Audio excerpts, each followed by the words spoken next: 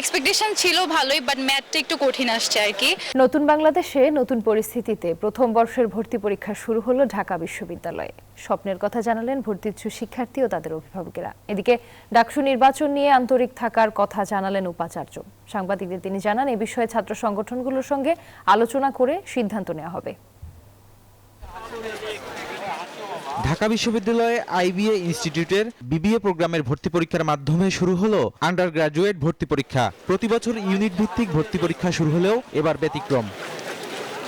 সকাল 10টা থেকে বেলা 12টা পর্যন্ত চলে পরীক্ষা। নতুন বাস্তবতায় পরীক্ষা দিতে এসে নিজেদের অভিজ্ঞতা জানালেন ভর্তিচ্ছু ও তাদের অভিভাবকরা।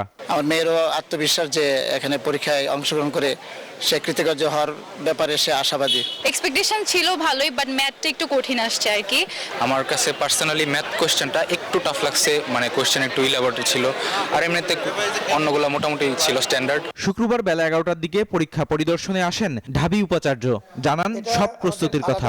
পুরো মাসব্যাপী আমাদের অন্যান্য ভর্তি পরীক্ষাগুলো চলবে। ভর্তি পরীক্ষা শান্তিপূর্ণ পরিবেশে হচ্ছে। আপনারা নিশ্চয়ই দেখেছেন যে আমরা ক্যাম্পাসের ভেতরে যান এবং অন্যান্য যে বিশৃঙ্খলা সাধারণত হয়ে থাকে, এবার আমরা কিছুটা নিয়ন্ত্রণে রাখার চেষ্টা করছি। ডাকসু নির্বাচন নিয়েও কথা বলেন ঢাবি উপাচার্য। বলেন ভোট আয়োজনে আপত্তি নেই। ডাকসু নির্বাচনের ব্যাপারে আমরা অত্যন্ত আন্তরিক, তবে আমরা চাই যে সবার মধ্যে মোটামুটি একদম ঐক্যমত না হোক, কিন্তু একটু ব্রড বেসড, যাতে একরকম সমঝোতা হয়, একটা চুক্তির মতো হয়।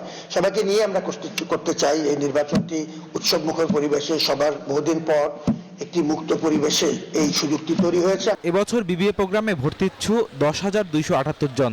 আগামী 15ই জানুয়ারি লিখিত এই পরীক্ষার ফল প্রকাশ হবে। বদরুল আলম শাওন, নিউজ 24, ঢাকা।